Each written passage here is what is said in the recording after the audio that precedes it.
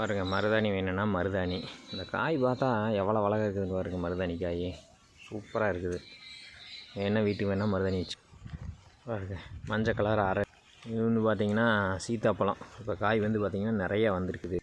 2 வருஷத்துக்கு முன்னாடி போட்டேங்க water apple. பாருங்கள் எங்கள் வீட்டுக்கு தேவையான வாட்டர் ஆப்பிள். பாருங்கள் சிவப்பு கொய்யா,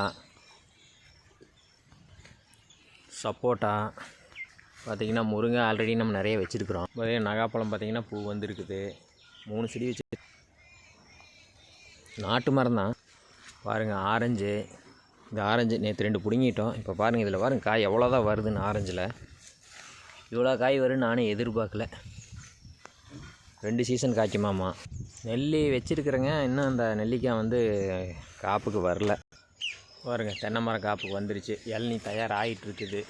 வச்சது ஒரு 3-4 வருஷம் ஆச்சுங்க இருக்குது. பார்த்திங்கன்னா ஒரு புடலங்குடி அதாவது உளுந்து முளைச்சது. பாருங்கள் நாட்டு மாமரம் கொட்டை போட்டு விட்டது எவ்வளோ நல்லா வந்திருக்குதுன்னு பாருங்கள். இது பார்த்திங்கன்னா சாத்துக்குடி.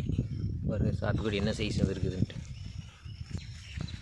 பார்த்திங்கன்னா இதுதான் நம்ம தோட்டங்க. பாரு பாய் போட்டுருக்குறோம் வறட்சி இருந்ததுனால. இந்த மரம் பார்த்திங்கன்னா மாமரம் காப்புக்கு வந்துடுச்சு. இந்த வருஷம் காய்ச்சிடுது. அது இப்போ காய் இல்லை ஒன்றுமே. பலாவெல்லாம் நிறைய இருக்குது. அதெல்லாம் வரும். தேவையான வெத்தலை கொடி கூட வச்சுருக்குறோம். பாருங்கள் இது வெத்தலை கொடி கட் பண்ணி விட்டுட்டோம். மறுபடியும் தலை இங்கே பாருங்கள் மாதுளை. அதான் உளுந்து முளைச்சி செடி எடுத்து நட்டுனுதுங்க. பாருங்கள் பிஞ்சு வந்துருச்சா. இப்போ தான் எல்லாமே இந்த வருஷம் எல்லாமே வருது. இது வந்து செவ்வாழை குளம் வந்துருச்சுங்க. சும்மா வச்சு விட்றான் ஏதோன்னு வச்சு. இந்த பலாமரம்னா காய் வெள்ளிங்க. இது ஏதாவது ஒரு வருஷம் ஆகுன்னு நினைக்கிறேன் வர்றதுக்கு.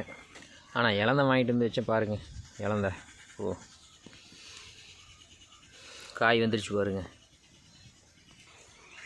இது பார்த்திங்கன்னா பழம் ஹைப்ரிட் பழம் தான். உள்ளே வந்து சொலை மட்டும் சிவப்பு கலரில் இருக்கும். அந்த பிங்க் கலரில் இருக்குன்னு நினைக்கிறேன். அது இன்னும் காய் வரல. இது வந்து பீட்ரூட் கொய்யாம்பாங்க. கொய்யாவே சிவப்பு கலரில் இருக்கிறது பாருங்கள். ஏன்னா பப்பாளி, பாதாம் பருப்பு என்ன வெட்டிக்கலாம் அப்பப்போ. நெல்லி, பார்த்திங்கன்னா பூச்செடி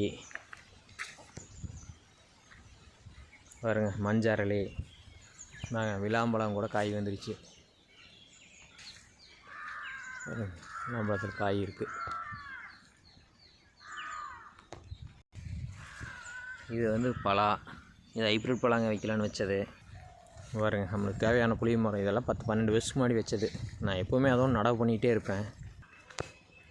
பாருங்கள் நம்ம மாமரம். இதெல்லாம் ஒரு 15 வருஷம் 17 வருஷம் ஆகுது. இதெல்லாம் முதல்ல வச்ச மரம். இதுக்கு எருவெல்லாம் போடுறதில்ல. பாருங்கள் ஓலை இப்படி போட்டு விட்ருவோம். இது அப்படியே மக்கி அதே எருவை எடுத்துக்கும். தென்னை மரம் பார்த்திங்கன்னா வியாதி வரிந்து மொட்டை மரம் ஆகிடுச்சு. பாருங்கள் இது வந்து அரப்பு மரம். வச்சது இவ்வளோ பிரம்மாண்டமாக வந்துருச்சு பார்த்திங்களா. நம்மளுக்கு தலைக்கு தேய்க்கிறக்கு அரப்பு வேணால் அரப்பு. பார்த்திங்கன்னா அத்தி மரம் காய் இந்த வருஷம் தான் வந்துருக்குது. எல்லாமே மேக்ஸிமம் இந்த வருஷம் வந்துருக்குங்க. ஆனால் எல்லாமே 3 வருஷம் வேலை செஞ்சுட்டே இருக்கிறோம். தொடர்ந்து வேலை செஞ்சுட்டே இருக்கிறனால ஏதோ நம்மளுக்கு வருதுங்க. ஒன்றும் மோசமில்லை. இப்படி எல்லாருமே வந்து பார்த்திங்கன்னா தற்சார்பாக மாறிக்கணும். கோழி முட்டை வேணும்னா கோழி வச்சுக்கணும். பாலுக்கு மாடு வச்சுக்கணும். இதை பண்ணிட்டோம்னாலே நம்மளுக்கு என்னென்னு கேட்டிங்கன்னா பெரும்பாலான தேவைகள் வெளியிலேருந்து வாங்க வேண்டியது கிடையாது. காசு இருந்தால் தான் வாங்கலாம் அப்படிங்கிற எண்ணம் இல்லை. எல்லாத்துக்குமே ஒரு டைட் வரும்போது அதை யோசிக்காமல் நம்ம வச்சுக்கலாம். நம்ம சொந்த பந்தம் வந்தாங்கன்னா எது வேணாலும் எடுத்துகிட்டு போய் கொடுக்கலாம். மண்ணிலேருந்து வர்றது தானே. ஒரு குருவிங்க கிளி எல்லாம் நிறையா சாப்பிட்டு போகும். இது ஒரு ஆனந்தமான விஷயம் தான் என்னை பொறுத்த வரைக்கும்.